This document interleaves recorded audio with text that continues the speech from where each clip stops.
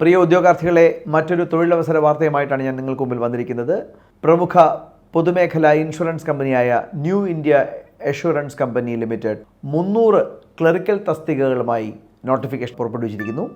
300 വേക്കൻസിയാണുള്ളത്. കേരളത്തിൽ 24 വേക്കൻസി ഉണ്ട്. പൊതുവിൽ വേക്കൻസി കൂടുതലുള്ള സംസ്ഥാനങ്ങൾക്കിടയിലാണ് കേരളം വന്നിരിക്കുന്നത്. 24 വേക്കൻസി. കേരളത്തിന് മുകളിലായിട്ട് തമിഴ്നാട് 32 വേക്കൻസി, മഹാരാഷ്ട്ര 81 വേക്കൻസി. ബാക്കി എല്ലാവർക്കും കേരളത്തിനൊപ്പമോ അല്ലെങ്കിൽ കേരളത്തിൽ താഴെയാണ് വേക്കൻസി. നല്ലൊരു അവസരമാണ്, അപ്ലൈ ചെയ്യുക. 2 ടിയർ എക്സാമിനേഷൻ, 2 ടിയർ എക്സാമിനേഷനാണ്. Tier 1 preliminary, tier 2 the mains. Interview ഇല്ല. പ്രിലിമിനറി എക്സാമിനേഷൻ്റെ ഡേറ്റ് 24 മാർച്ച് 2-ാം തീയതിയാണ് അതിൻ്റെ പരീക്ഷ നടക്കാൻ പോകുന്നത്. സാറ്റർഡേ ആണ്. മെയിൻസ് എക്സാമിനേഷൻ്റെ ഡേറ്റ് അവർ ഫിക്സ് ചെയ്തിട്ടില്ല. അവർ നമ്മളെ പുറമെ അറിയിക്കും. ഏറ്റവും പ്രധാനപ്പെട്ട ഡേറ്റ് എന്ന് പറയുന്നത് പരീക്ഷയ്ക്ക് അപേക്ഷ സമർപ്പിക്കാനുള്ള അവസാന തീയതിയാണ്.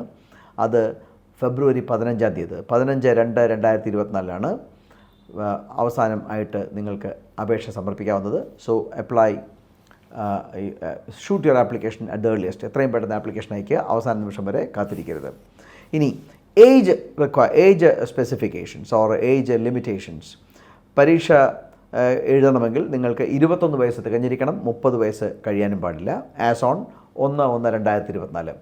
ജാനുവരി 1, 2024 21 വയസ്സ് തികഞ്ഞിരിക്കണം. 30 വയസ്സ് ക്രോസ് ചെയ്യാനും പാടില്ല.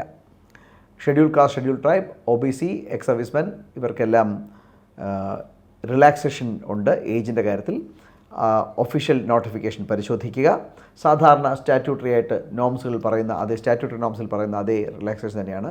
Schedule caste, schedule tribe 5 years, OBC 3 years, etcetera. അതുകൊണ്ട് അതൊക്കെ പരിശോധിച്ചതിന് ശേഷം ഏജ് വൈസ് എലിജിബിൾ ആണെങ്കിൽ ആപ്ലിക്കേഷൻ അയക്കുക.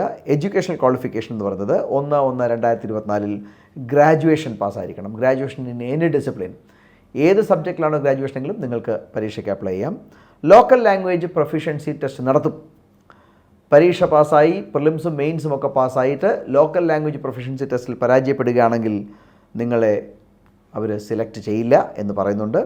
അപ്പോൾ മറ്റ് സംസ്ഥാനങ്ങളിലേക്ക് ആപ്ലിക്കേഷൻ കൊടുക്കുന്നവർ ശ്രദ്ധിക്കുക, ലോക്കൽ ലാംഗ്വേജ് അറിഞ്ഞിരിക്കണം.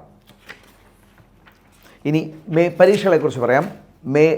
മാർച്ച് മാസം 2-ാം തീയതി നടക്കാൻ പോകുന്ന പ്രിലിംസ് പരീക്ഷയിൽ 100 ചോദ്യങ്ങൾ, 100 മാർക്ക്.